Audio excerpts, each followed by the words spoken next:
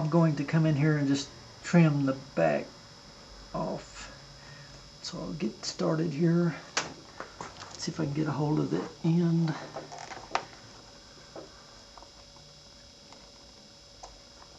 So I'm going to work that up and down just a little bit, and then I'll come in here.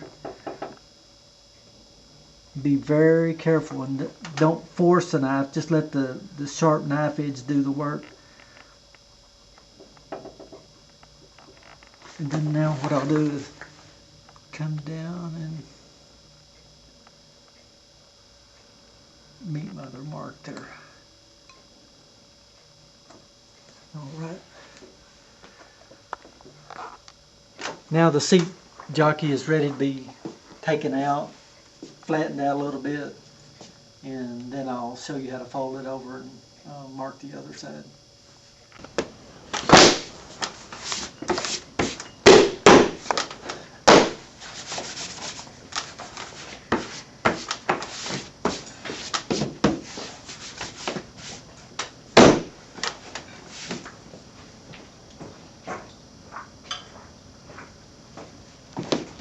Now I take, this is a Coca-Cola rubbing stick.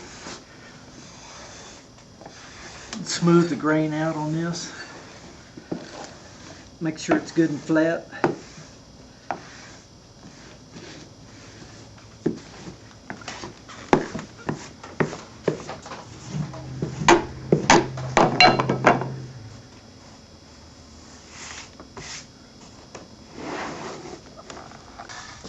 This is a single edge creaser that I'm going to use to mark my padded seat line. I stay within that line to put the padded seat and the foam rubber in it. So I mark that fairly heavy on this one side.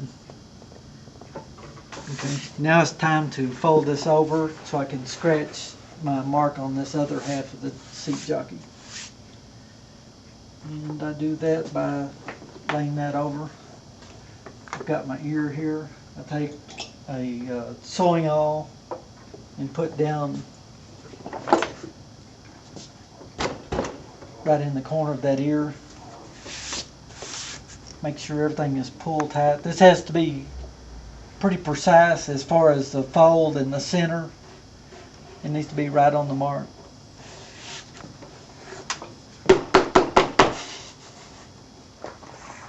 And I have a V cut in the back of the jockey, and I know where that should be. And then my little very thin line in the front. And I'll work with this a couple minutes and make sure that the jockey is folded in half.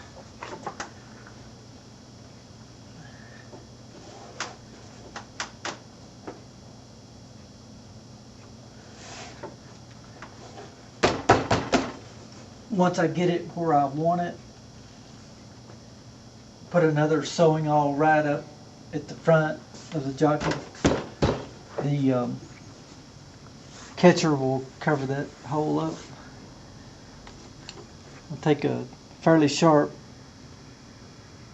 Osborne awl, hold it straight up and down, and make a light mark all the way around the seat jockey on this half.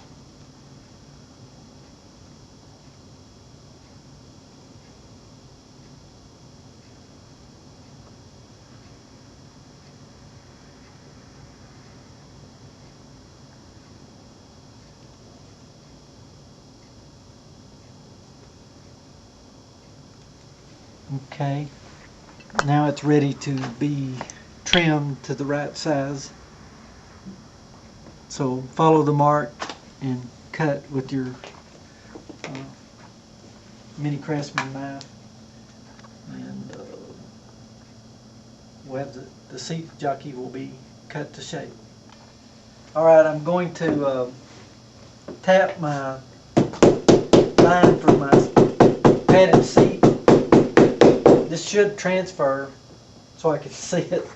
Yep, I can slightly see that. So now I'll take an awl and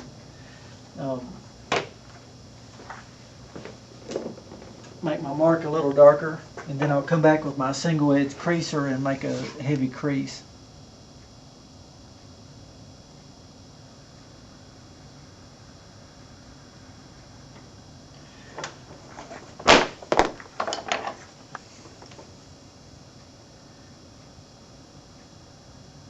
the next step will be to let this dry out a little bit. At that time I can come back and put my design on the jockey, and after it dries a little more I'll put a design on this and then let it totally dry before I refit it back in to fit the saddle.